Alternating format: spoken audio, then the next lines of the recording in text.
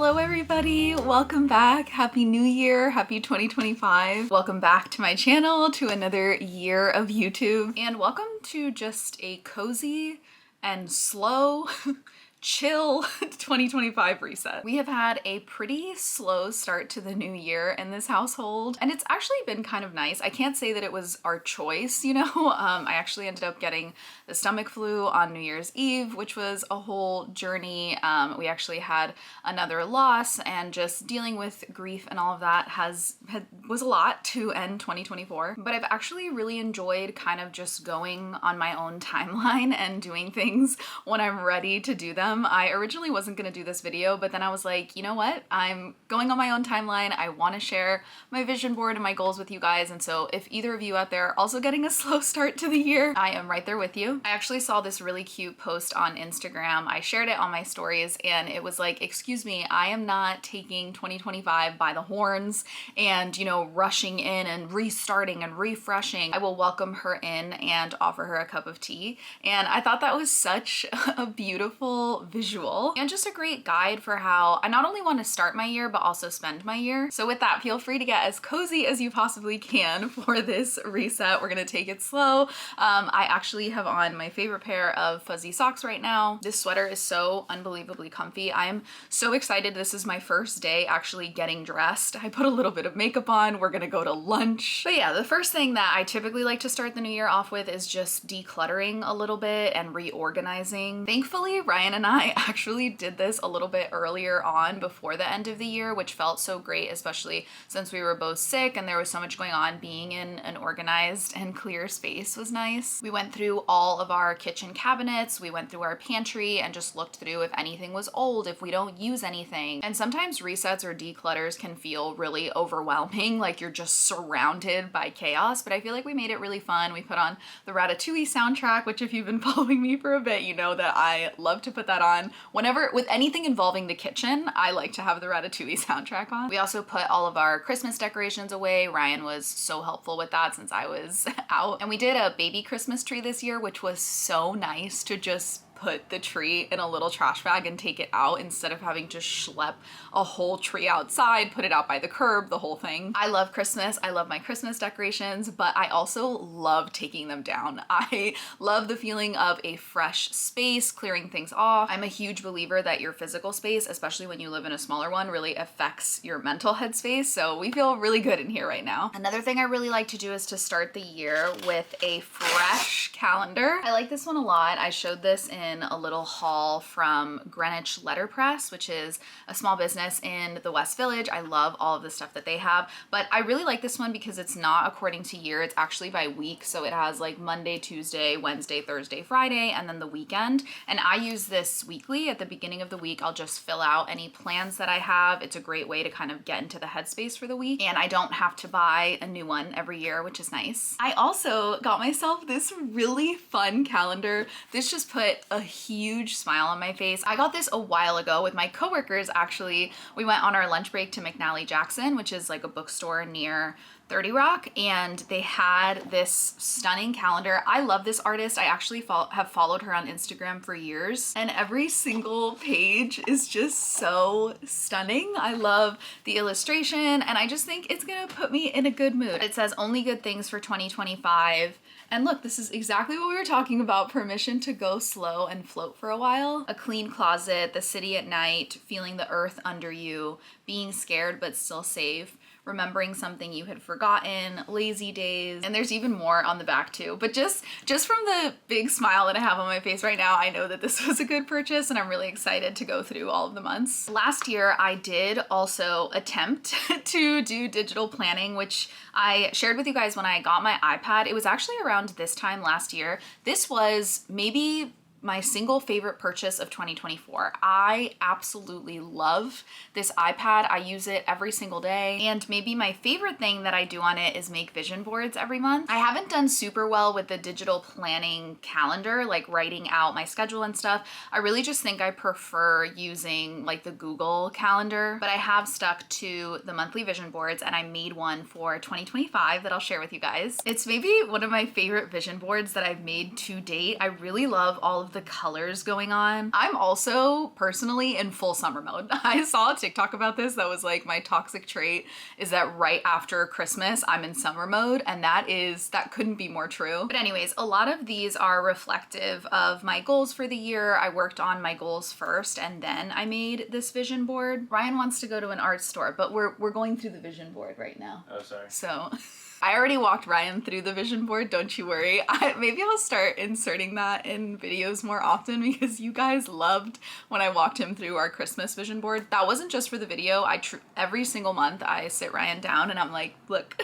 Anyways, we've got a lot of summer tones in here. I love this grateful for where I'm at, excited for where I'm going. I feel like a lot of the times we put a lot of pressure on ourselves to have already figured out what our next step is going to be, to set the goals to get to the next step. And sometimes you just don't know what you want that next step to be, and that's okay. I'm excited for whatever it is. Front and center, we've got this really cute wedding doodle, because Ryan and I will be planning a wedding. I dropped off my ring to get resized. I'm still waiting to get it picked up, but once I get it picked up, I will share the story, I promise. I'm thinking of doing like a little wedding series or wedding diaries with just updates, not super often, but just every few months updating you guys on the planning process and any tips that I have. I loved this one of my life is full of sensitivity, of movement, of light. I think that's just great when the comparison bug comes in. Obviously, I love taking videos and vlogging. I want to spend more time with friends and just surrounded by my girls this year, taking care of myself, cooking in the kitchen with Ryan. We just set up our new KitchenAid today. We're actually going to make butter, which I'm very excited about. And obviously we've got Mickey Mouse in there. You guys know that I love Disney, so I would love to head over for a trip. We may already have one planned coming up soon. That's kind of a sneak peek into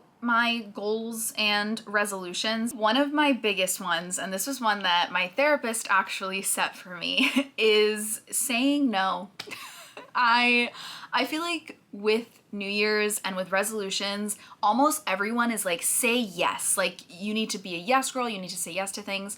Mine is actually to start saying no, and maybe to say yes to myself, but no to others. I'm definitely a people pleaser. I like to make sure that everyone is happy. And I found that throughout a lot of this past year, I kept just saying yes to everything, even if they weren't things that I didn't want to do, or I found myself canceling last minute because it wasn't something that I wanted to do. And personally, I find that saying yes, then canceling is a lot worse than just saying no and being brave and being true to yourself from the get-go. It also doesn't have to be a flat out no. I think offering alternatives and things that work best for you is something that I've really learned and want to use more of this year. A lot of my friends unfortunately work late, and I work at a morning show. I'm done with work at like 3 p.m. So sometimes people will go to set dinner and they'll be like, oh, can we do dinner at 8 p.m. in this location? And normally I would just be like, yes, and I'll just wander around the city for hours until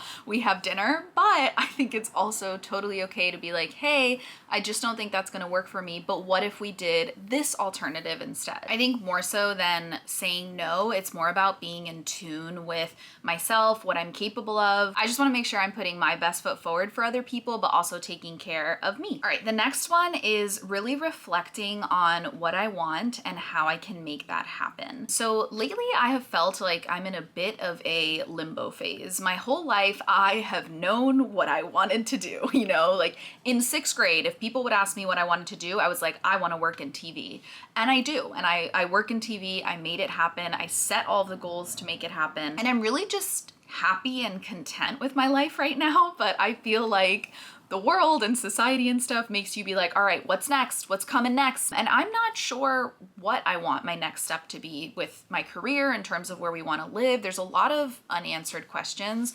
And I think sometimes that's okay. It's okay to not have all of the answers, but I also think it's important to just explore the questions. I wrote down here, like, get uncomfortable and, have those conversations with myself and with Ryan. I think I'm also someone that really values other people's opinions and puts a lot of weight in it, but I need to learn how to value my own opinion too, especially with this like wedding era. I feel like with things that a lot of people do, like, having a wedding, having children, all of that, people feel that they can just give their opinions on things, even if you don't necessarily want to hear them. And I think it's a lot easier when you know what you want to be open to other people's opinions. So I'd say those are my big, like, headspace, thinking, reflective changes for the new year. Another one is, I think this is on my list every single year, but it's just thoughtful spending and balance. I feel like no buy is always really trendy at the beginning of the year. You know, every single video on my For You page right now is like, here are 5 tips you need for a no buy year.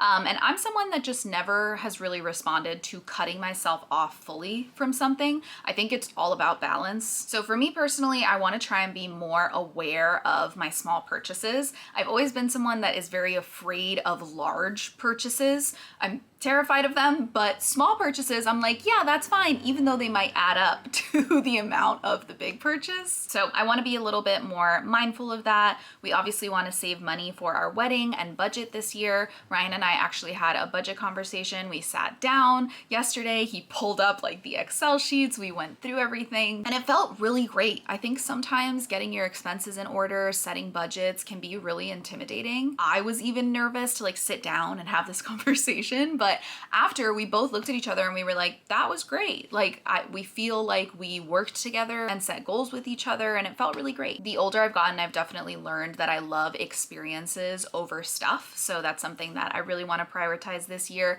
saving my money to be able to go on vacations and to go on trips instead of buying, you know, the jeans and the purses. Another one I have on here is to just take care of myself. I really want to try to get steps in every day. There was a time where I was really strict about my 10,000 steps a day. And sometimes I just think 10,000 steps isn't realistic every single day. So I think if I can just get myself out there and get some steps in, it's a win. I want to try and do one class, like one exercise class a week to just try and find what I like. I took my first yoga class last year for the first time. I went with a coworker. I was terrified and I loved it. So I think that I just need to try a bunch of things in order to find what it is that I like. We actually already did this one. I got an air purifier. My old roommates love their air purifiers and we are now obsessed. Ryan named it. Its name is Harold and it has been really fabulous. I'm like, am I going crazy? I feel like I've noticed a difference in my skin. I've noticed a difference just being at home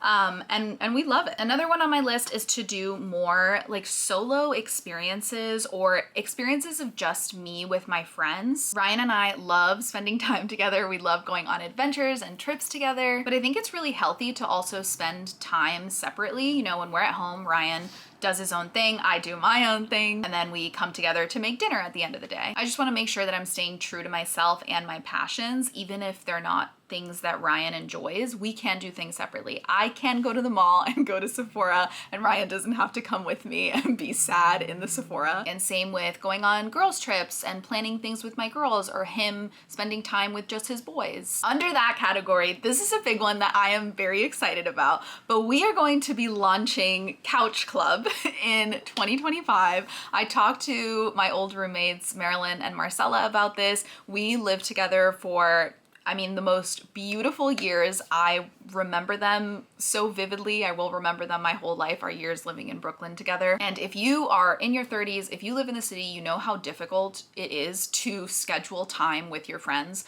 Like we are booking things 3 months out and people are booked up. We're trying to find a time to go to brunch.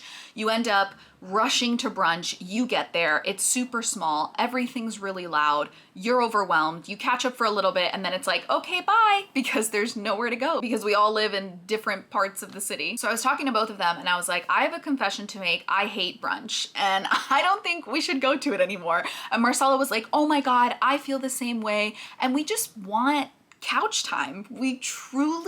There is something so healing about sitting on a couch with your girlfriends and doing absolutely nothing. Making some martinis or baking some cookies and just sitting down and having that girl time. And so we are gonna do Couch Club and we're gonna rotate probably like once a month, which apartment we go to. I am really holding myself to this to making it happen, to setting those dates, and to also just trying something similar with my other friends as well, and just making sure that I'm having that time with them. And then one of my last ones for now, I feel like I add to this list, you don't have to have everything figured out by the first of the month, you know? I feel like my goals list for the year is something that's constantly changing and evolving. But for this one, I have keep creating, but be creative. I love creating. I love videos and editing. It is something that I studied. My favorite place in college was the editing bay, sitting with friends and just watching things come to life with video, with music. It's just something that I really love, and sharing it on here and on other social media platforms. I've been doing it for like over 5 years now, but I think it's really tough sometimes to not fall into what everyone else is doing. Nowadays, the algorithm picks up certain things. You need buzzwords, and a certain style of video does really well. But I really want to get back to, again, a big theme, listening to myself and what I want to do. I'm really creative. I've always been really creative. I love coming up with fun ideas, and I want to do more of that. I think that this last Disney World vlog that I did of the Christmas season was one that I just put together based off of feeling, you know. I wasn't thinking about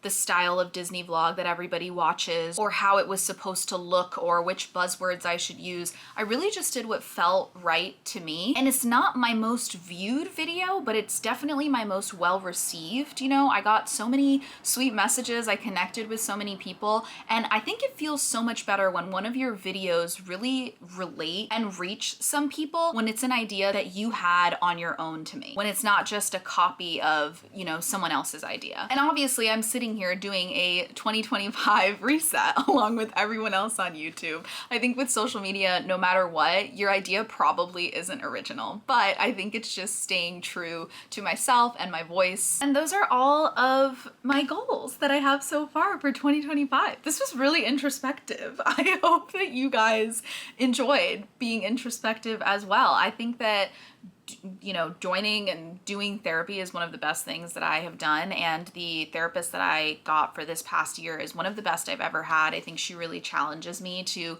think of things in new ways and to break out of the, you know, typical anxiety spirals and thinking that I've had in the past. So I'm really looking forward to making more videos and connecting with you guys throughout the year. I know a lot of you have been here not only since I started on YouTube, but since I started on Instagram way back when, and just know that I see you, I appreciate you. Thank you so much for being here, and I'll see you in the next one.